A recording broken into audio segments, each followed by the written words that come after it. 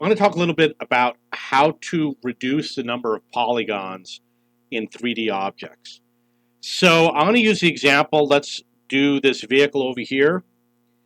You'll notice that I cannot see the back side of this vehicle. That means that those polygons are not necessary. They don't actually have to even be there. For example, you see the track over here? I cannot see the track on the opposite side. You don't need to have a track on the opposite side. In fact, you can remove all the polygons on the side of the hull and on the side of the turret and on the side of the gun and on the track. You could literally chop this in half and it would render the same as if it were a full vehicle with half the number of polygons. So obviously it only holds true from certain view modes. But let's talk about that. Let's say we have this angle. I cannot see the track on the opposite side. I can only see the track, the treads, and the wheels on my side, and I see a little bit of the tread over here. You don't need to have the track on the other side of the tank. You only need to have enough that the user can see. And when you rotate the vehicle, you just take the track from the far side and move it to this side. When it's at the halfway point, let's see if we got one at the halfway point. I do not have an image at the halfway point. But as you come around, you take the track, move it to the other side. This case, you can see the track on both sides. But I'm just using it as an example, as a trick you can use, where you would cut the number of polygons in half. Another example has to do with the gun. You cannot see the back side of the gun. You only need to do the polygons for half the gun. It will affect the shadow. And as you rotate and you pass the vehicle around to the other side, you just rotate the barrel. And then the side that's cut off is on the far side, and you still can't see it. The bezel would have to be a full bezel. And it's as simple as that. And then you've got approximately half the number of polygons for your gun. So maybe the issue with the tracks isn't going to work unless you're from a certain angle. Like over here, I can't. But we're going to talk a little bit about this more. Let's look at some tank treads. Let's see if I can zoom in on one of these. See how zoomed in that is? Okay. When you design this wheel, most 3D developers, they're going to design the wheel like this. I'm going to type in 3D wheel. You got these are all wheels. I guarantee you that if you rotate these wheels, you're going to see the back side of the wheel. But for this game, you're never going to see the back side of these wheels. If the 3D object designer made the backside of these wheels, those are polygons that will never be seen by the player, and it's just unnecessarily adding to the number of the polygons in the game. The same is true with plates of armor. Like, for example, this plate of armor here on the side, we'll zoom in on it, has a certain thickness to it, right? You don't have to render this. It's relatively thin, but if it were a thick plate of armor, you don't have to put the backside of the armor. You don't have to put the backside of anything. If there's a thickness to it, like for example, this wheel has a thickness. We can see the inside of the rim. Then there appears to be rubber on the outside. If you remove the rubber, you should see the next part you should see is the inside. You should not see the metal outside this wheel. If the 3D object designer designed it with the metal there, then he's got extra polygons that are unnecessary that should be removed. And it's the same for all of these objects. I guarantee you that you can go through and optimize all of your objects. Let's see if there's another example we've got this over here, which is a axe. You don't need to have the backside of the axe. Literally remove the polygons. It's not necessary. You see over here that there's a thickness to the hole where the gun sight goes through. See the gun sight, there's a little bit of a thickness. That implies that this plate might have a certain thickness to it.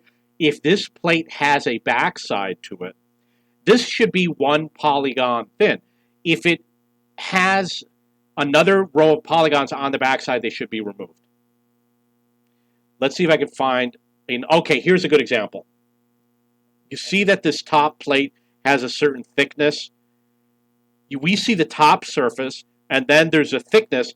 Question is there a bottom surface? If there is, it should be removed, because those surfaces will never be seen by the player. This is an open turreted tank. You have to have the inside surface, the thickness, and then the outside surface. But if it were not open turreted, if this had a roof over it, you don't need this inside plate. You just remove it.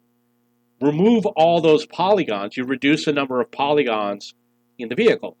There's 2 ways to remove it. One is to turn it off for rendering. The other one is to actually physically delete the polygons. So the question is, are the objects optimized? I don't know. I'm willing to bet you that they're not optimized. Here's an example. We have this wheel. I can see the front side, the outside and the inside. You see over here, I'm going to zoom in more. The inside is this tan brown color and the outside is gray. So we see the outside and the inside polygons. So the question is, this wheel with the rubber, does it have this outside polygon going around? If it does, it should be removed. Those polygons are just unnecessarily adding to the game. Same with these tank treads. You see how this tread, you can see the surface over here? It goes around, and over here it's upside down. You cannot see the bottom of the tread. It would be ideal if those polygons were just removed. However, because of the way I'm guessing that these treads move around, the bottom is going to be there unless you change it. Unless you use the idea that I talked about in another video, which I will explain real quick. As the tread goes around and comes over the top, you take this one here. I don't know if you can see my mouse pointer, but you take the one at the top and you move it directly towards the bottom, directly underneath it, and then you bring it up and around again. And the ones that go across are a different model. They don't have the bottom plate. So you take these, and it's all one piece, and you move it, you drop this down, and then you shift it back. You move it one space, drop this down, shift it back, and then this is fewer objects, because a tank, you can call it one object, but it's made of what you could call a sub-object. Like the wheel is an object, this wheel is an object. Instead of having each tread an object, you make all the treads the same object, and you remove the plates that cannot be seen, and you've reduced the number of polygons for the object. So let's see if there's other ways that we can reduce polygons. Okay, so with this, you cannot see the bottom of the tank. Bottom of the tank is probably only 2 polygons. Not that big of a deal. You cannot see, let's talk about the roof. You can see the top of the roof. You cannot see the inside of the roof. If the inside of the roof is a different surface, it should be removed. Another example, you've got these rivets. You cannot see the rivets on the back side of the turret. Ideally, you don't want them to be in the object if you can't see it. Reduces your polygons. The question is, how do you do it? It's very simple. You have more than one turret. Let's say this turret has the piece in the back, the piece near the front on the side, the front piece, and then you see this other side piece. You cannot see the rear or the back. Just remove them. And then what you do is you have 3 turrets. You have one, or let's say you have 4 turrets. One intended to be viewed from this angle, one from another angle, one from the rear, etc. And as the gun passes around, let's say you suddenly switch to here, you literally switch the turret for a different object. In this case, it would have this left side, and the right side polygons would be removed. And look at all the details that you're removing by doing that. You can reduce a lot of polygons and a lot of rendering by cutting out the back side. And you do the same for the lower plate. You have multiple hulls. Like in this case, you would have 4 hulls, one viewing at this angle. I can't see the far side, so why have all the wheels and the rear polygons? You could just make 4 different hulls, and depending on how you rotate it, this one you switch the hull. This hull doesn't have the front lower plate, just an empty space. Doesn't have the far right side, just empty space, polygon free. It would take more memory to do it, but it might improve game performance by having objects that have fewer polygons.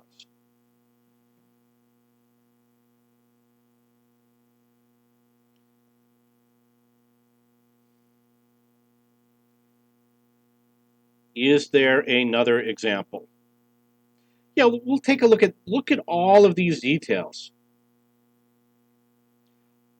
I cannot see the front of this vehicle, and likewise from the front you can't see the rear of the vehicle. Why do you they probably have all of these polygons and all of these details, and when you put the camo on it, they're probably wrapping the camo on the surfaces on the far side of the vehicle. And when you put the paint on, it could be painting the far side of the vehicle.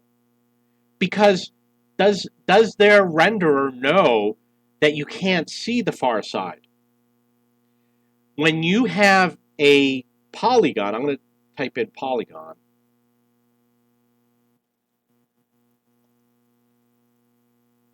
We'll do 3D polygon. Okay, here's some examples, polygons. You can turn them on and off. If it's off, it's invisible. If it's on, you can see it. That's just basic way of putting it, right?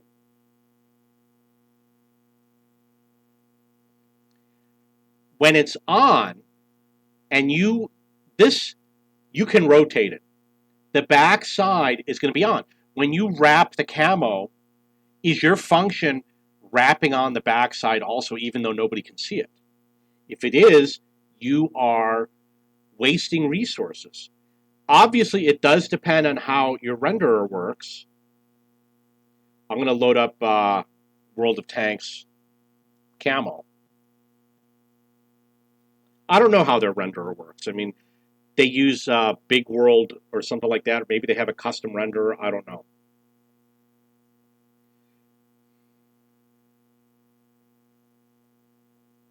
And the same is for things like gun marks. When they render this camo, they have to do it on all the polygons.